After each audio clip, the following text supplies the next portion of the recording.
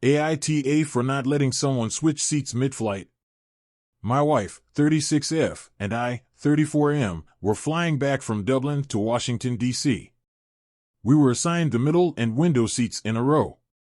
The aisle passenger no-showed, so we ended up having the entire row to ourselves. Huge win. Before leaving the gate, I moved to the aisle seat and my wife stayed at the window. Nothing eventful happened for the first 4.5 hours of the flight. The flight attendants were amazing and even gave us extra drinks for the guy in the middle. Randomly, the passenger from the aisle seat across from me comes over with her friend who was sitting a few rows back and announces that her friend would now be taking the middle seat to get away from a crying baby further back. She did not ask, she told us this was happening.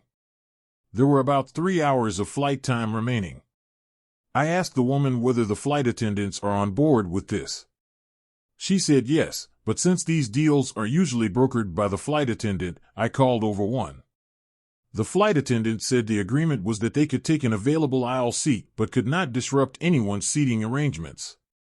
The woman then starts complaining about how I was assigned the middle but then moved to the aisle before takeoff, so I shouldn't even have that aisle seat. I had been sitting there for almost 5 hours and we had already distributed our items all over the row. The woman and her friend disappeared to talk to another flight attendant for about 5 minutes. The woman across the aisle then comes back to her seat and proceeds to yell at me saying that her friend would not be sitting there, not because she was not allowed to, but because I was so incredibly rude and that I was a flipping butt munch.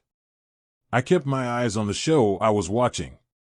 The only thing I did this entire time was ask to talk to the flight attendant.